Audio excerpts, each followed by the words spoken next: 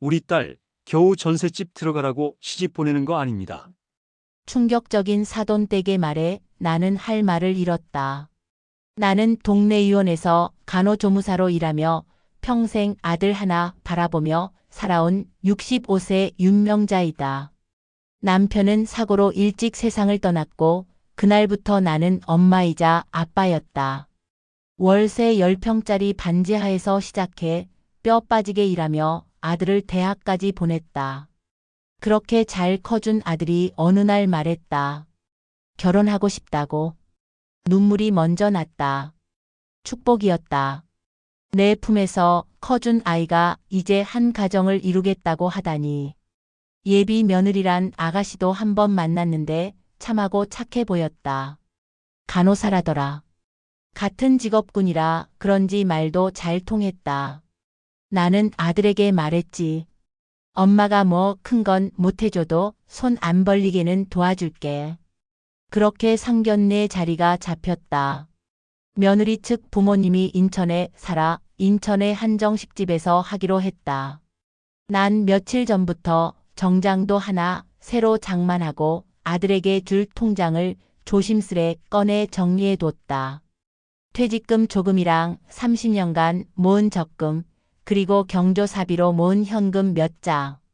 많지는 않았지만 내 전부였다. 식당 앞에 도착했을 때 심장이 쿵쾅거렸다. 나는 오늘도 늦지 않게 도착했고 곧 사돈댁이 들어왔다. 그런데 순간 숨이 막혔다. 편한 운동복 차림, 얼굴에 진 화장, 반말 섞인 첫 인사. 그래, 뭐 격식이야 사람마다 다를 수 있다 싶었다. 그런데 자리에 앉자마자 나를 내려다보듯 이렇게 말하더라. 아들이 집은 해오시는 거죠? 우리 연희는 혼수 3천만 원 해올 거예요. 요즘 세상에 남자가 집도 못 해오면 체면이 안 서잖아요. 심장이 턱 하고 내려앉았다. 말을 잇지 못한 나 대신 아들이 조용히 말했다. 어머니가 조금 도와주시고 저도 모아둔 게 있어서 전세부터 시작하려 합니다. 그 말을 듣자 사돈은 피식 웃으며 이렇게 말했다. 우리 딸 겨우 전세집 들어가라고 시집 보내는 거 아닙니다. 솔직히 서울에 집 한 채라도 해오는 사윗감 기대했죠. 순간 내 손이 달달 떨렸다. 이건 결혼이 아니라 거래였다. 그리고 내 아들은 가격을 매겨진 상품이었다. 내 아들을 흠집낼 권리는 누구에게도 없다. 나는 그 자리를 끝까지 예의 있게 버텼다. 대화가 오가는 내내 미소를 잃지 않으려 애썼다. 아들의 얼굴을 보니 더더욱 그랬다. 마치 괜찮다는 듯 애써 웃고 있었지만 나는 안다. 저 아이는 속이 문드러지고 있을 거라는 걸. 아버지 없이 큰 아이였다. 누구보다 체면이라는 게 뭔지, 자존심이 어떻게 무너지는지 알기에 항상 조심스럽게 살아온 아이였다. 그런데 그런 아이 앞에서 누군가가 그 돈밖에 못 모았냐는 식으로 내리꽂다니 참을 수가 없었다. 나는 몇 번이나 입술을 깨물었다. 순간순간 당장 일어나고 싶었다. 하지만 그러면 상처는 오롯이 아들의 몫이 될 게 뻔했다. 그래서 참았다. 대신 마음속에서 하나씩 지워가기 시작했다. 이 사람들이 나와 가족이 될 수도 있다는 기대, 우리 며느리가 될 그 아이의 웃는 얼굴, 예비 사돈과 웃으며 마주 앉을 수 있겠다는 희망까지. 음식이 하나둘 나올 때마다 나는 젓가락을 들지 못했다. 사돈은 계속 말했다. 혼수 이야기를 하고 예물은 누가 준비하냐며 슬쩍 떠보고 결혼식장은 인천에서 할 거라며 못 박듯 말해버렸다. 아들은 계속 고개를 끄덕이기만 했다. 차마 엄마의 눈을 제대로 보지 못했다. 저기 준영이는 연봉이 1억이 넘습니다. 집은 없지만 능력은 충분해요. 아직 젊고 앞으로 더 벌 겁니다. 그 말은 나였다. 내가 대신 말한 거였다. 하지만 돌아온 건 사돈의 빈정거림이었다. 아유, 능력이 좋으면 뭐해요. 현실이 중요한 거죠. 아직 집도 없이 시작하면 우리 딸이 고생하는 거잖아요. 나는 고개를 숙였다. 그리고 손가방을 꼭 쥐었다. 그 안에 아들 통장과 함께 넣어둔 내 서툰 자존심이 울고 있었다. 그날 밤 집에 돌아와 아들은 내 앞에 앉아 조용히 말했다. 엄마 미안해요. 나도 오늘 진짜 속이 끓었어요. 나는 고개를 끄덕였다. 그리고 말했다. 준영아, 엄마는 돈 없는 거 부끄러워한 적 없다. 하지만 사람이 사람을 이렇게 함부로 보는 건 그건 돈보다도 더 가난한 거다. 아들은 아무 말 없이 내 손을 꼭 잡았다. 그 손이 내 지난 세월을 다 알아주는 것 같아 한참을 놓지 못했다. 부모라는 이름 언제부터 이렇게 값이 매겨졌을까? 며칠이 지나고 나서야 마음을 가라앉힐 수 있었다. 그날의 말들이 머릿속에서 떠나지 않아 몇 번이나 아들 몰래 눈물을 훔쳤다. 문득 이런 생각이 들었다. 부모 노릇이라는 게 언제부터 이리도 눈치 보고 돈 계산하는 일이 되었을까? 나는 돈이 없지 않았다. 다만 넘치지 않았을 뿐이다. 사채 없이 살았고 번 돈은 오롯이 아들의 학비와 밥값에 썼다. 내 노후는 아들의 앞길이었고 내 사치는 아들의 새 운동화 한 켤레였다. 그런데 그런 나를 마치 능력 없는 사돈쯤으로 여기는 사람들이 있었다. 그날 이후 아들은 말을 아꼈다. 눈치도 많이 보였다. 출근길에도 퇴근 후에도 괜히 내 눈치를 살폈다. 나는 아들에게 애써 웃으며 말했다. 준영아, 괜찮다. 엄마는 그렇게 약한 사람 아니야. 하지만 사실 그 말은 나 스스로를 위한 위로였다. 속은 타들어가고 있었다. 아들을 위해 참고 넘겼지만 그들이 내 가슴속을 짓밟고 간 자국은 선명했다. 그러던 어느 날 아들이 조심스럽게 말을 꺼냈다. 엄마, 연희랑 다시 한번 얘기해 보려 해요. 그날은 우리 부모님끼리 좀 감정이 격했던 것 같고 연희는 괜찮은 사람이에요. 나는 조용히 고개를 끄덕였다. 그래, 그 아인 참 착하고 어른스러운 아이였다. 내가 미운 건 그 아이가 아니었다. 하지만 나는 말끝을 흐릴 수밖에 없었다. 그래. 다시 만나보는 건 좋아. 그런데 네가 다치진 말아야 한다. 내 말에 아들은 잠시 말을 잇지 못했다. 그리고 조용히 말했다. 다시 그런 자리에 서게 되더라도 엄마 이번엔 참지 마요. 엄마는 내 부모고 난 그게 제일 자랑스러워. 나는 처음으로 이 결혼이 정말 괜찮은 선택일지 다시 생각하게 되었다. 나는 며느리가 아닌 그 집안과 싸워야 했다. 며느리 될 아이는 다시 찾아왔다. 혼자였다. 손에 떡이며 과일이 담긴 종이 가방을 들고 조심스럽게 현관문을 열며 말했다. 어머님, 저 그날은 정말 죄송했어요. 엄마가 말이 좀 거칠어서 진심으로 사과드리러 왔어요. 나는 묘하게 복잡한 기분으로 그 아이를 들였다. 괜히 착한 얼굴을 보니 마음이 누그러지는 듯 하다가도 다시 그 자리에서 들은 말들이 떠올랐다. 겨우 전세로 시집 오냐, 딸이 3천만 원짜리냐던 말들이.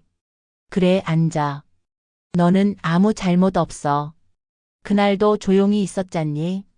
근데 있지 나는 네가 내 부모님 말에 아무 말도 못하는 게 솔직히 조금 섭섭하더라.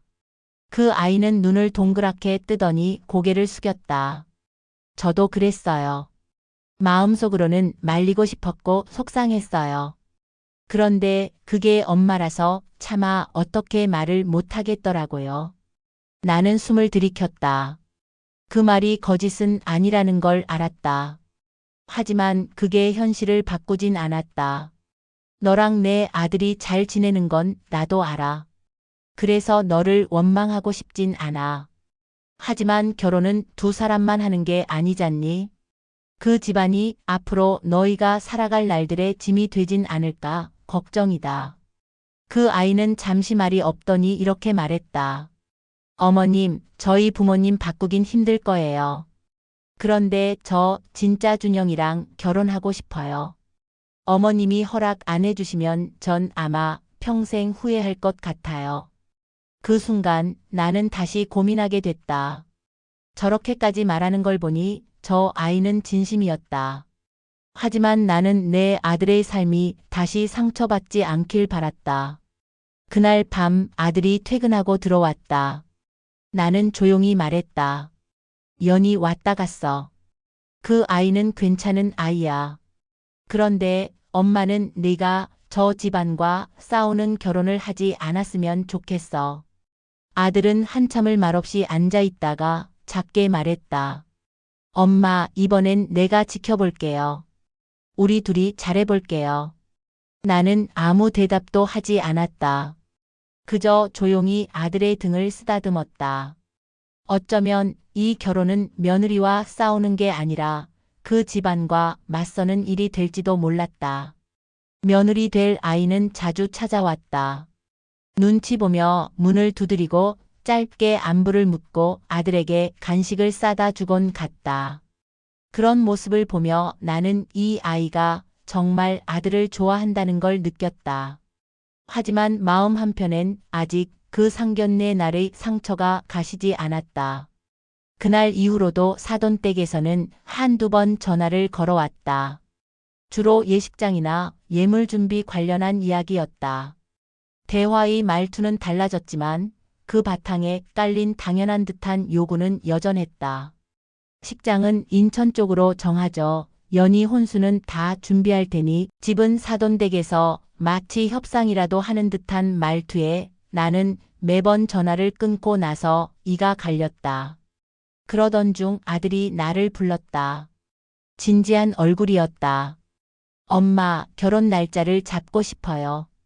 연희랑도 얘기했고 엄마도 허락해줬으면 해요. 나는 대답 대신 아들을 오래도록 바라봤다. 그 눈엔 각오가 서려 있었다. 내가 뭐라 하든 결국 결혼은 하겠다는 결심. 그래서 물었다. 그 집안 정말 견딜 자신 있니? 내가 아니라 네가 살아갈 일인데. 엄마는 네가 아플까 봐 두려워. 아들은 고개를 끄덕였다. 알아요. 연희도 그 집안과의 거리 두기를 약속했어요. 엄마한테 상처 드린 거 둘이 평생 갚으며 살게요. 나는 그 말에 조금 마음이 풀렸다. 하지만 완전히 허락이 떨어진 건 아니었다. 나 자신과의 싸움이 남아 있었다. 그 집안이 내게 준 모욕, 그리고 아들의 미래를 위한 체념 사이에서 갈등하고 있었다. 며칠 후 혼자 시장을 보던 중 연희의 어머니를 마주쳤다. 예상치 못한 만남이었다. 그녀는 대뜸 말을 꺼냈다. 아유, 사돈 될 분. 지난번 일은 좀 그랬죠. 제가 말이 좀 거칠긴 해도 마음은 그렇지 않아요. 뭐 결국은 다 사돈끼리 가족 되는 건데 서로 이해하고 넘어가야죠. 그 말에 나는 웃을 수도 없고 울 수도 없었다. 그녀는 아무것도 이해하지 못하고 있었다. 상처를 준 사람이 사과 대신 혼수를 두는 꼴이었다. 나는 조용히 말했다. 가족이 되는 건 쉬운 일이 아닙니다. 저는 제 아들한테 해가 되는 가족은 바라지 않아요. 이해는 하되 있지는 않습니다. 그 말에 그녀가 잠시 당황하는 듯 했지만 금세 또다시 쓴 웃음을 지었다. 나는 그 길로 자리를 떴다. 그날 밤 다시 결심했다. 나는 며느리를 받아들이겠다. 하지만 나 자신을 버리진 않겠다. 내 자존심까지 팔 순 없다. 결혼식은 하되 경계는 무너뜨리지 않기로 했다. 결국 결혼식 날짜가 잡혔다. 봄이 막 끝나가는 5월의 어느 날 조용한 예식장에서 소규모로 치르기로 했다. 나는 끝까지 반대하지 않았다. 그렇다고 환하게 웃으며 축복해주지도 못했다. 다만 아들이 선택한 사람이고 또 그 아이도 우리 집안에 들어오겠다는 마음이 분명했기에 받아들이기로 했다. 결혼 준비는 말 그대로 정신없었다. 예물, 예식장, 사진 촬영 준비할 것 투성이었다. 그 사이사이에도 사돈댁은 어김없이 조언이라는 이름의 간섭을 해왔다. 어머님 댁에서는 뭘 준비하시죠? 연희 한복은 마쳤는데 준영이는 아직이래요. 나는 더는 정면으로 싸우지 않았다. 그 대신 벽을 쌓았다. 가깝게 지내려는 시도도 하지 않았고 불편한 말엔 웃으며 넘겼다. 그 벽은 우리 가족을 지키기 위한 최소한의 방어선이었다. 아들은 그런 나를 눈치챘다. 엄마, 미안해요. 엄마가 상처받은 거 알아요. 근데 이제 와서 다 틀어지게 만들고 싶지 않아요.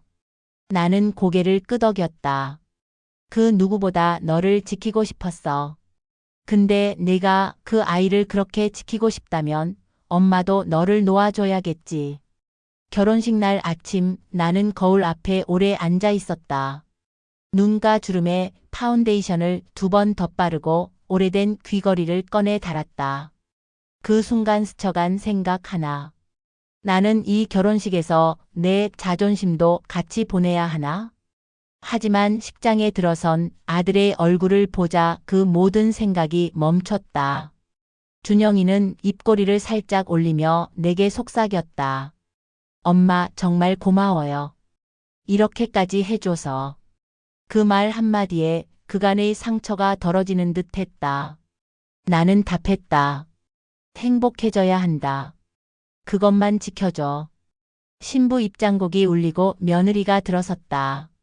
눈부신 드레스를 입고 있지만 내겐 그 아이가 그냥 아들 곁에 오래 남아줬으면 하는 사람 하나였다. 예식이 끝나고 사진을 찍으며 다 함께 웃는 순간 사돈댁에서 나를 향해 말을 걸어왔다. 이제 진짜 한 가족이 됐네요. 그쵸? 나는 조용히 짧게 말했다.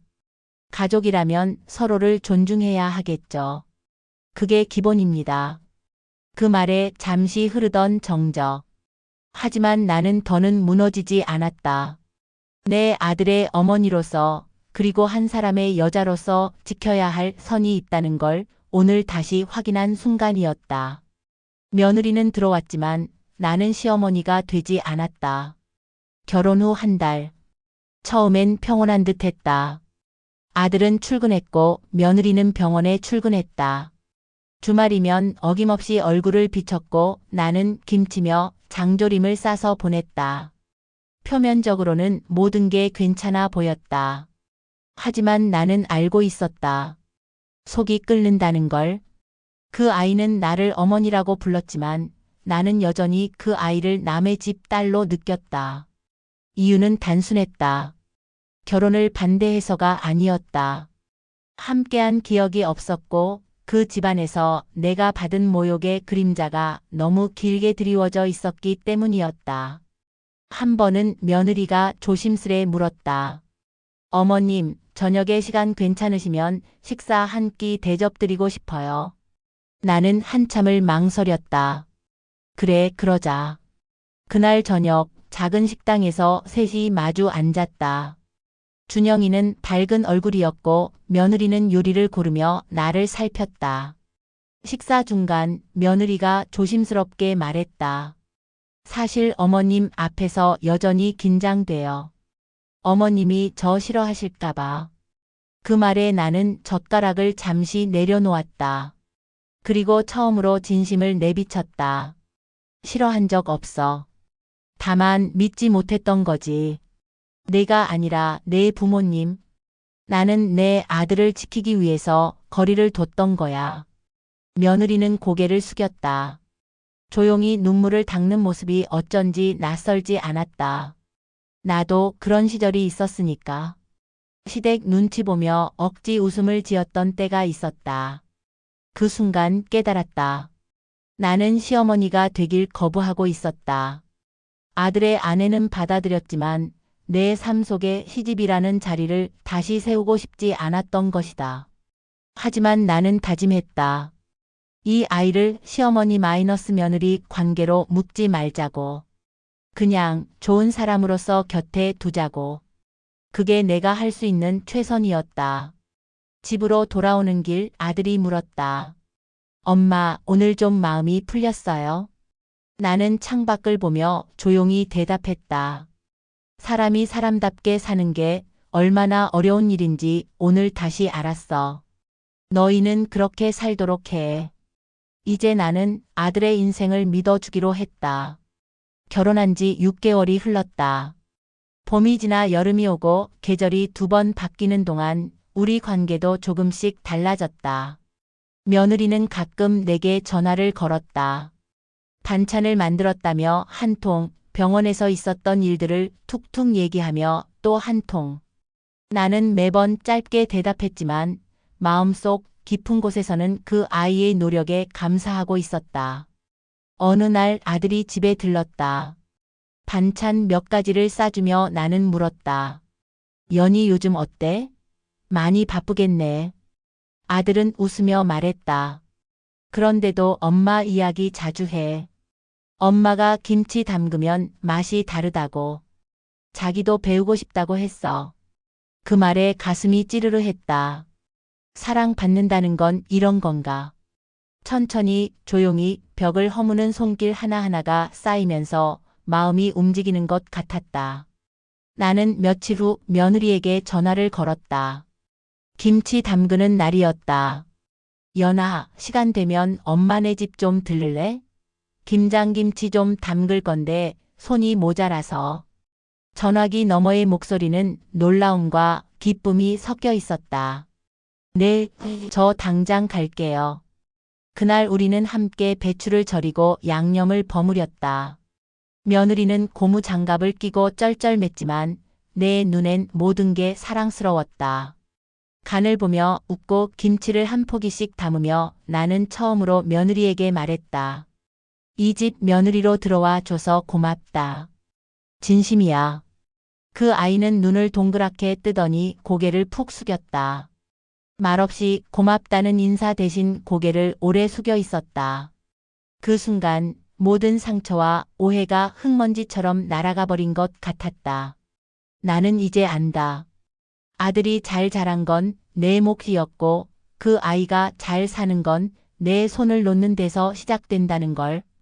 나는 자식을 위해 싸웠고 이제는 자식을 위해 물러설 줄도 알아야 했다. 밤늦게 아들이 며느리를 데리고 돌아가며 말했다. 엄마, 오늘 고마워. 엄마가 멋있었어. 나는 창밖으로 별이 떠 있는 걸 보며 웃었다. 멋있다는 말 한마디에 마음이 환해졌다. 더는 아들의 인생을 내 틀로 가두지 않기로 했다. 나는 내 역할을 다 했고 이제는 믿어주면 될 일이다. 아들은 자라났고 나는 놓아줬다. 그리고 우리 모두 그만큼 더 어른이 되어 있었다.